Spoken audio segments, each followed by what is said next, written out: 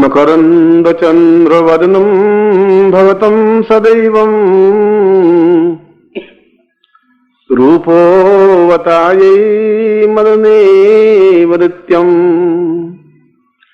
आत्मोन्नति पूर्णमदेव पूर्णम् न पूर्णो भवैवै सहितं सदायम्। आज का प्रवचन में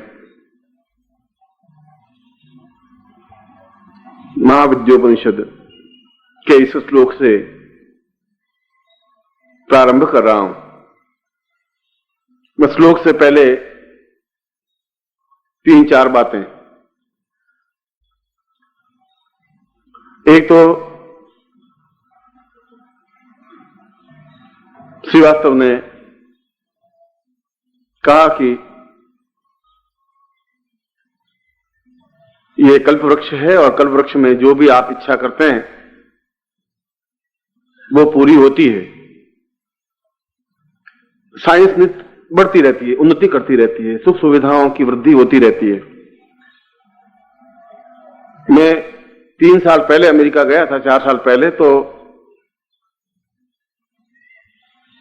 मुझे ऐसे गद्दे पर सुलाया गया जो अंदर हीटर लगा हुआ था। सर्दी के दिनों में गया था तो अंदर तार बिछे होते, ऊपर गद्दा सा होता है और प्लग लगा देते हैं और अमेरिका में चल सकता है। यहां पर तो करंट से मर जाएगा, तार बाहर निकल जाएंगे और आदमी सुबह जिंदा ही नहीं रहेगा। वो अमेरिका की बात कर रहा हूं।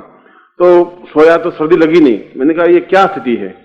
तो उन्होंने कहा कि ये बिल्कुल इलेक्ट्रिक बेड है और इसमें बड़ा आराम मिलता है, ऐसा गुनगुना सा बना रहता है रात को, और कंबल भी ऐसा था जैसे गुनगुना सा था। फिर उसके 1.5-2 साल बाद गया तो एक नए बेड पे सोने का मौका मिला, गद्दे पर। उस गद्दे में पानी भरा हुआ था और ऊपर लेटा था, ऐसा लगा कि जैसे मैं कोई समुद्र के ऊपर लेट रहा हूं, ऐसा लगा। तो मैंने कल आपको कहा था इस कल्प वृक्ष के नीचे कि आपको अच्छा मखमल मिले, गद्दा मिले। मैं साइंस ने प्रगति की है कि पानी का आपके गद्दा बिछा दिया और पानी के गद्दे पर सोए गए।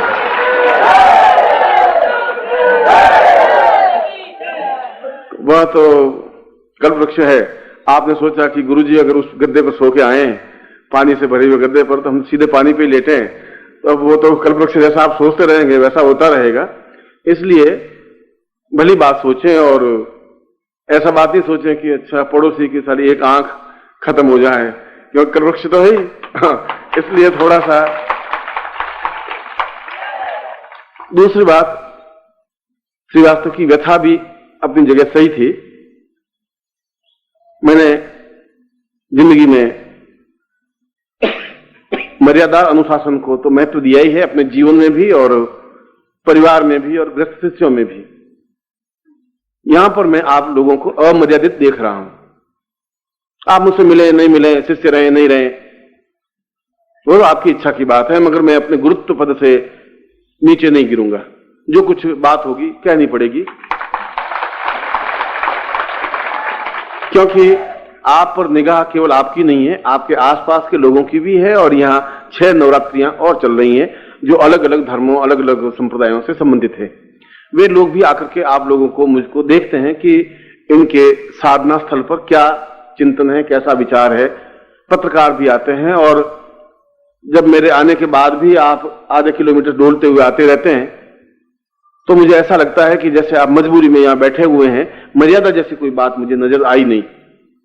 और यदि मर्यादा नहीं होगी, जहां अनुशासन नहीं होगा, जहां आपके मेरे बीच में दौड़ करके आने की और पहले पहुंच करके बैठने की एक भावना, एक शिष्टता नहीं रहेगी, तो कोई संबंध भी नहीं बन पाएगा। गुरु शिष्यता संबंध तो बहुत दूर की बात है, एक मामूली संबंध भी नहीं बन पाएगा। आपका धर्म और एक कर्तव्य है कि यदि आयोजक ने यह कहा है कि 3 बजे गुरुजी आएंगे, तो आपको 2:45 बजे कम से कम आकर के बैठ जाना चाहिए। और सुबह अगर कहा है 7 बजे आपको आसन पर बैठना चाहिए तो बैठना चाहिए। नहीं बैठेंगे तो नुकसान आपका ही है। नुकसान इस दृष्टि से है कि जो कुछ मिलना चाहिए वो नहीं मिल पाएगा और मन में एक बड़ा क्षोभ, मन में एक बड़ा वितृष्णा पैदा सी होगी कि मैं किन लोगों को तैयार कर रहा हूं, कैसे तैयार होंगे ये, कैसे इन लोगों को, जब मैं बार बार ये कहता हूं कि ये सिद्धांत समझाएंगे, तो मैं किस चिंतन से उन संन्यास शिष्यों से लड़ूंगा। किस बात से लड़ूंगा? कहूंगा कि ये बिल्कुल एक मर्यादित शिष्य हैं, ये अपने आप में उच्च कोटि के शिष्य हैं, मेरे मुंह से बात कैसे निकलेगी? नहीं निकल सकती। ये तो आपका चिंतन है। मुझे तो 3 दिन बिताए, 4 दिन और आपके मध्य प्रदेश में बिता दूंगा। मैं तो 4 बार यहां शिविर हुए, 4 बार कैंसिल होते गए। अमरकंटक में हुआ तो मैं आते हुए भी नहीं आ पाया, इससे पहले भी एक जबलपुर में हो रहा था शिविर, सारी तैयारी शुक्ला ने कर दी थी, मैं नहीं आ पाया, वहां पर भी कोई न कोई कांड हो गया। तो ऐसे 3-4 शिविर कैंसिल होते गए। शायद प्रभु की या गुरुदेव की इच्छा होगी कि ऐसे अमर्यादित शिष्यों के बीच में जाकर के तुम करेगा भी क्या? जहां तुम्हें क्षोभ होगा, वितृष्णा होगी, तो वहां तुम्हें जाना ही नहीं जाएगा, तुम अपना अपमानित महसूस करेगा, उससे क्या लाभ होगा? शायद उस वजह से जबलपुर का शिविर आज से 4 साल पहले हो रहा था, कैंसिल हुआ। और मैंने कैंसिल किया, उन्होंने तो पूरी तैयारी कर दी थी, अंतिम क्षण तक भी।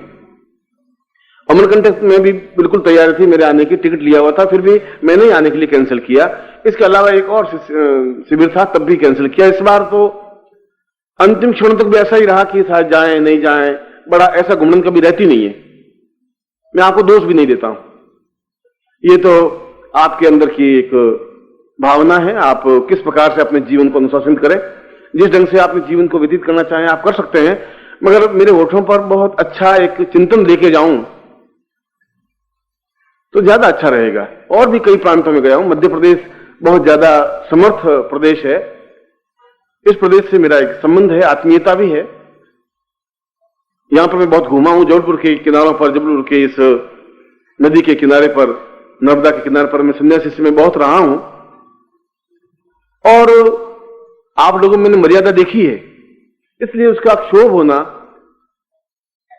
आप लोगों के लिए, मेरे लिए एक सोचने की बात, स्थिति पैदा कर देती है। वो कहता मैं गुरुजी के सामने ये बात कह रहा हूं, तो वो जब गले तक भर गया होगा तब कहा होगा उसने, बाकी उसके मुंह से ऐसी बात निकलती नहीं है।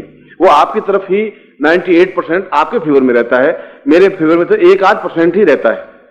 मगर फिर भी हमें कुछ प्राप्त करने के लिए एक मर्यादा, एक अनुशासन, एक गुरु के प्रति अटैचमेंट, चाहे मैं गुरु हूं चाहे कोई भी हो, आपके जीवन में मेरे बाद को दूसरा आएगा, तीसरा आएगा, चौथा आएगा, नहीं आएगा, मगर वो तो आपके चिंतन की बात है। इसलिए हम अगर 3-4 दिन बरसात हो रही हो तो होगी, प्रकृति आएगी, आप उसमें विचलित होते हो, ठेठ मेरी गाड़ी आ रही है, मैं आपको 1.5 किलोमीटर घूमते हुए मूंगफली खाते हुए देख रहा हूं, तो ठीक है 3-4 में और व्यतीत कर लीजिए, मुझे तो कोई इसमें आपत्ति नहीं है। मगर बिना आह्लाद के मैं कुछ दे भी नहीं पाऊंगा, बिना आंतरिक प्रसन्नता के आप कुछ ले भी नहीं पाएंगे, खाली भीड़ को समुद्रित करने से कुछ आनंद भी नहीं आ पाएगा। मेरे मन में भी रहेगा कि यदि आपने कुछ त्याग किया है तो मैं उसका ज्यादा से ज्यादा मूल्य देकर के जाऊं, आपका एहसान, आपका कर्ज मेरे ऊपर नहीं रहे। 3 बजे आने के पीछे मेरा मकसद यही था। मैं तो एक 4 घंटे बाद वापिस 7 बज रहे थे, मुझे मालूम था आधा घंटा 15 मिनट की टाइम मिलेगा, फिर आपको भोजन के लिए जाना पड़ेगा, फिर अगर यहां लेट कर दूंगा तो फिर आप नहीं आ पाएंगे, फिर शाम को फिर लेट हो जाएगा, 12-1 बज जाएंगे, फिर सुबह नहीं उठ पाएंगे, सारी एक चक्र परिवर्तित हो जाएगा। फिर भी भावना ये रही कि अगर 12 घंटे हमारे कम हो गए, कल भी लेट हो गए, आज दिन को भी सुबह प्रवचन करना था वो नहीं कर पाया, या सुबह मुझे जो साधना देनी थी वो नहीं दे पाया, मंत्र नहीं दे पाया, तो फिर एक खंड अधूरा रह जाएगा। यदि मुझे 7 या 8 साधनाएं आपको समझानी है, देनी है, यदि मैंने कहा कि इस नवरात्रि में आपको पूरा क्रम मुझे समझाना है, तो क्रम में अगर 2 सीढ़ियां 3 सीढ़ियां बीच में रह गई तो आप ऊपर तक नहीं पहुंच पाएंगे। इसलिए बीच में आने के पीछे मेरा कारण, मेरी मजबूरी, मेरा चिंतन, मेरी विचारधारा यही थी। मैं तो अभी ये कह देता कि अब 4-3 तो बज गए, 4 बज गए, अब 7 बजे पहुंचना है, ये 2-2.5 घंटे में क्या फर्क पड़ता है, वो यूं भी मूंगफली टूंग ही रहे हैं, आराम से चाय पीने दीजिए और फिर आकर के बैठना है, उनको बैठ जाएंगे, थोड़ी आरती कर लेंगे, थोड़ा जय गुरुदेव की जय 4 से बार कर देंगे, मैं भी खुश हो जाऊंगा और वो भी खुश हैं। अगर ऐसे ही खुशी करनी है तो 3-4 दिन कर देंगे खुशी। मैं क्षोभ हुआ, मुझे अच्छा नहीं लगा, और नहीं लगा तो फिर नहीं लगा, और कल अच्छा लगेगा तो मैं आपको कह दूंगा आप अच्छा लगेगा, उसमें तो आपकी मर्यादा की बात है, आपके चिंतन की बात है। 2 दिन अगर आप इधर उधर नहीं डोलेंगे तो आप ज्यादा लाभ में रहेंगे। और कैसे लाभ में रहेंगे, वह तो आग की लकड़ी को चंदन में घिसने से, चंदन की लकड़ी से घिसने से आग को मालूम नहीं होता कि इसके घिसने से मुझे क्या लाभ होगा। मैं जब उसमें सुगंध फूटती है तो कोई वो चंदन का पेड़ उस आग की लकड़ी को मंत्र नहीं सिखाता, कोई साधना भी नहीं सिखाता, कोई मंत्र जाप भी नहीं करता, वो कोई माला भी नहीं जपता, केवल शरीर से घर्षण करता है, आमने सामने देखता है। केवल चंदन की लकड़ी और आग की लकड़ी को बांध करके साथ में रखा जाता है और चंदन का कुछ घटता नहीं है, आग की लकड़ी में खुशबू आ जाती है। यदि आप मेरे प्रभाव में हैं, मेरे सामने हैं, तब भी एक दूसरे की, अगर मैं कल शक्तिपात करता हूं तो नेत्रों से शक्तिपात करता हूं और आपको देखता हूं तो शक्ति का प्रवाहित होगा, आंखें तो वो की वो है।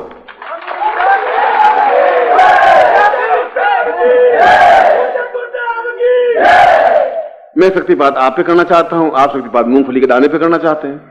वो तो आपकी चिंतन उस पर है, क्योंकि वो आसानी से पच जाए। मैं सोचता हूं कि ये अच्छी तरह से पच जाए मेरे जीवन में, मेरे शरीर में, मेरे खून में, मेरे रक्त में, मैं उसको ज्यादा पसंद करता हूं। और तीसरी बात नंद किशोर ने ये कही कि हमारे जीवन का प्रत्येक पन्ना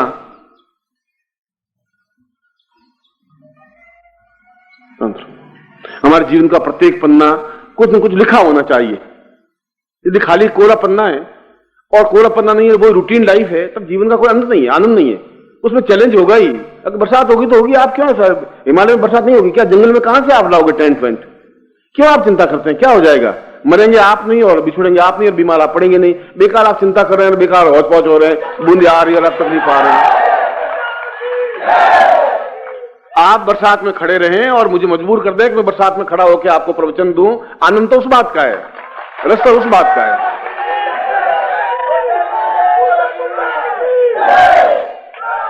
उसने उस तुलाराम का, उस राजेंद्र का उदाहरण देकर के समझाया कि उन्होंने आपको और मुझे बीच में मिलाने के लिए प्रयत्न किया। बेचारों ने बहुत, श्रीवास्तव आज 3 महीनों से भागदौड़ कर रहा है, शायद 5-7 दिन से नींद ही नहीं ली है।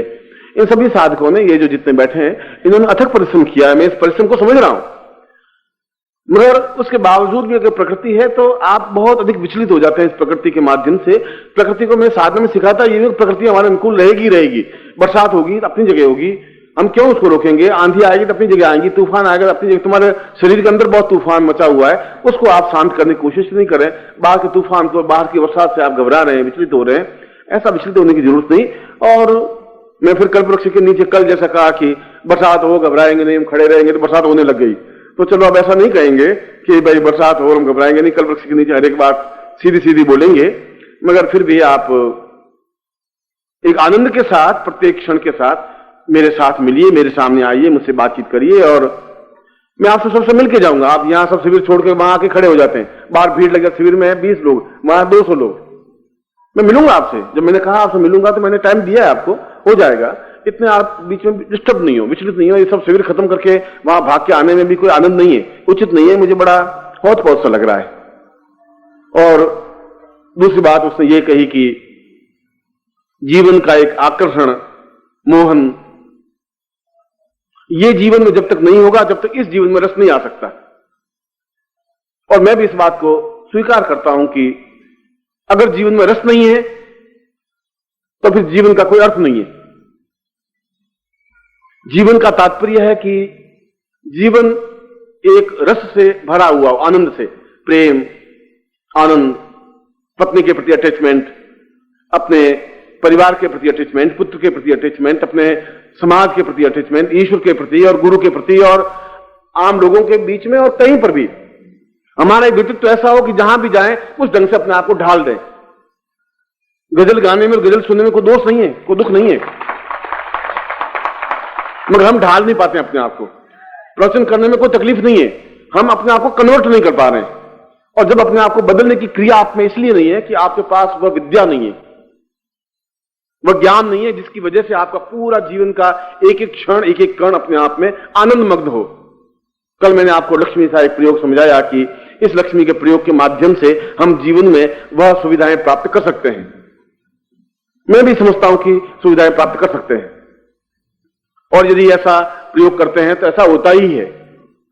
मगर यदि आपकी आंख में कशिश नहीं है, ताकत नहीं है, आकर्षण नहीं है, तो आप किसी को भी रिंझा नहीं सकते, अनुकूल नहीं बना सकते। आपकी आंख की चिंगारी में अंगारा भी हो और एक आकर्षण भी हो, वशीकरण भी हो। दो आंखें भगवान ने दी इसलिए, एक प्रेममय हो, एक भीगी हुई मधुरता युक्त ओश की तरह झिलमिलाती हुई, देखें तो हम मोहित हो जाएं। और दूसरी आंख में चिंगारी भी होनी चाहिए कि सामने शत्रु खड़ा हो तो एकदम से गस खाकर के गिरने के लिए मजबूर हो जाए।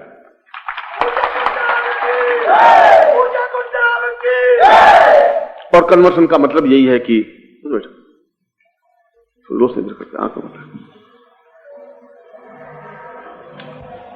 और कन्वर्सन का मतलब इतना ही है, कन्वर्ट का मतलब इतना ही, बदलने का, चेंज होने का, परिवर्तित होने का मतलब यह है कि क्या कोई ऐसी विधि है जिसकी वजह से हमारा पूरा शरीर अपने आप में आकर्षण युक्त हो जाए? कोई विधि है? क्या कोई ऐसी स्थिति है कि पूरा शरीर एक चुंबकीय समूह बन जाए? क्यों कोई एक स्त्री होती है, एक लड़की होती है जिसके पीछे 50, 100, 200 उसको देखते ठिठक जाते हैं कि बहुत सुंदर है? क्यों होता है? क्या सौंदर्य उसमें? क्यों इस पुरुष में ऐसा सौंदर्य होता है कि अपने आप में वक्षस्थल होता है, खड़ा होने की भावना होती है, चलने की स्टाइल होती है, अदा होती है, उसकी आंख में एक चीज होती है, और देखने वाली स्त्री या देखने वाला पुरुष या देखने वाला साथी ठिठक के खड़ा हो जाता है कि क्या पुरुष सौंदर्य है। आधा इफेक्ट, प्रभाव तो उसकी पर्सनलिटी से ही पड़ जाता है। बोलने की बात, चलने की बात तो दूसरी बात होती है। क्या ऐसा सौंदर्य, क्या ऐसा प्रभाव, क्या ऐसा समूह हर व्यक्ति चाहता है? प्रत्येक स्त्री चाहती है। और पश्चिम में America, England, France, Switzerland, Germany, इन देशों में तो लाखों रुपए खर्च करने के बाद यह प्रयत्न करते हैं कि क्या इससे संपूर्ण सौंदर्य प्राप्त हो सकता है या नहीं। और सौंदर्य को प्राप्त करने के लिए स्त्रियां पागल रहती हैं। लिपस्टिक, पाउडर, क्रीम, फेस, और वो आंखों के नीचे मस्कारा, और वो जितना सब कुछ इसलिए है कि शायद अंदर से वह यौवन नहीं फूट सके तो बाहर से कुछ देदीप्यमानता बने। मगर वह तो एक नकली है, वह तो एक 4-5 घंटे का है। जब तक मतलब आप वो लगा हुआ पाउडर है तब तक है। अगर आप उसका मुंह धुलवा दें तो अंदर बिल्कुल उसका ओरिजिनल शूर्पणखा का स्वरूप है, वो सामने स्पष्ट हो जाएगा।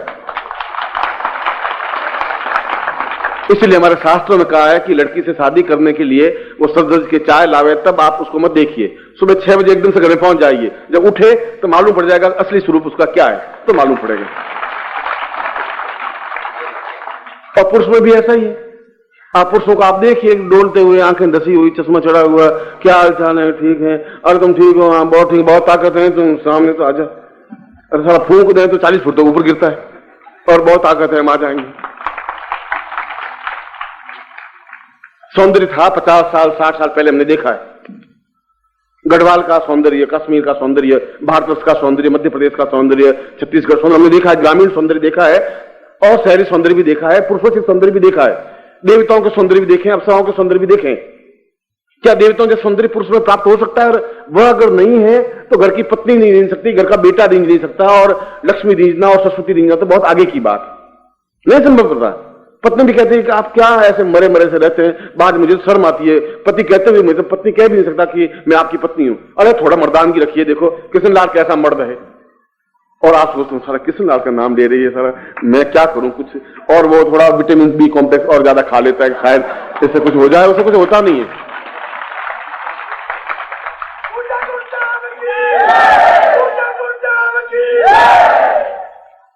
इससे नहीं हो सकता। और हम शास्त्रों की बात करते हैं कि रति जैसा सौंदर्य होना चाहिए, या कामदेव जैसा, अनंग जैसा सौंदर्य होना चाहिए पुरुषों का, कि देखते ही आदमी ठक से खड़ा हो जाए और एकदम सोचने लग जाए कि है सौंदर्य। और यह सौंदर्य कोई यौवन में ही प्राप्त हो ऐसा जरूरी नहीं है। 50 साल, 60 साल, 70 साल, 80 साल की उम्र में भी सौंदर्य रहता है, 20 साल की उम्र में भी रहता है। मगर वह सौंदर्य बाहर से थोपा हुआ नहीं होता, वह सौंदर्य आंतरिक उल्लास से होता है। और उल्लास खरीदा नहीं जा सकता, प्रसन्नता खरीदी नहीं जा सकती। उत्स जो है, अंदर अमृत घट जो है, वो प्राप्त करने पर।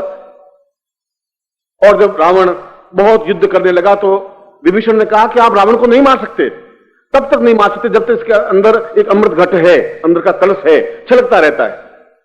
और जब अमृत कलश छलक जाता है, अंदर से नहीं रह पाता, सूख जाता है, तो आदमी श्रीहीन हो जाता है, उसका चेहरा एकदम से कमजोर सा हो जाता है। आप जितने भी हैं, मैं तो जितना लोगों को देखा है, मेरी आंखें जब उस पुरुषोचित सौंदर्य को देखने की अभ्यस्त रही हैं, हिमालय के उस सन्यासियों की, योगियों की, 80 साल के हैं मगर आंख में लपक है, तेज है। और कोई भी शत्रु उसके सामने अगर देखता है तो शत्रु को 2 मिनट आंख नीची करनी पड़ती है, झुकना पड़ता है।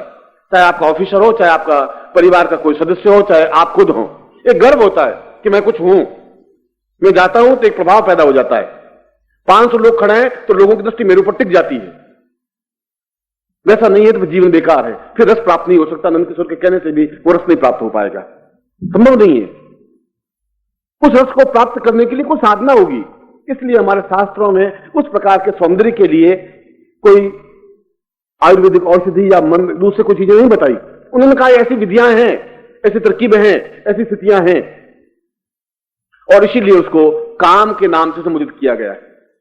और मैं जब कह रहा हूं काम, क्रोध, लोभ, मोह, अहं, और इनको छोड़ देना चाहिए, सारे सन्यासियों ने कहा कि ये सब छोड़ देना चाहिए बच्चे। मैं कहता हूं सब चीज हमारे पास रहनी चाहिए। क्यों छोड़े हम? काम हो हमारे जीवन में।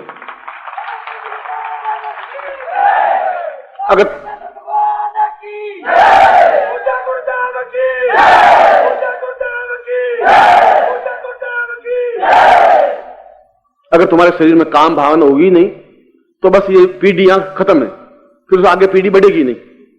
अगर यहां समाप्त किया नहीं जा सकता, काम भावना हो।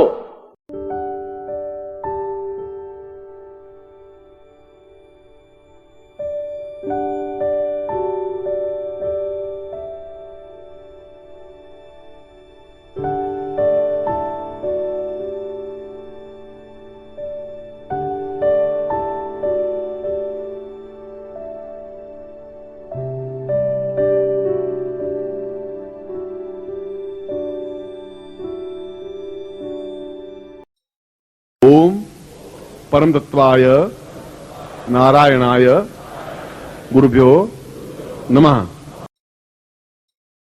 ओम ह्रीं मम प्राण देह रोम प्रतिरोम चैतन्य जाग्रय ह्रीं ओम नमः। ओम भूर्भुवः स्वः तत्सवितुर्वरेण्यं भर्गो देवस्य धीमहि धियो यो नः प्रचोदयात्।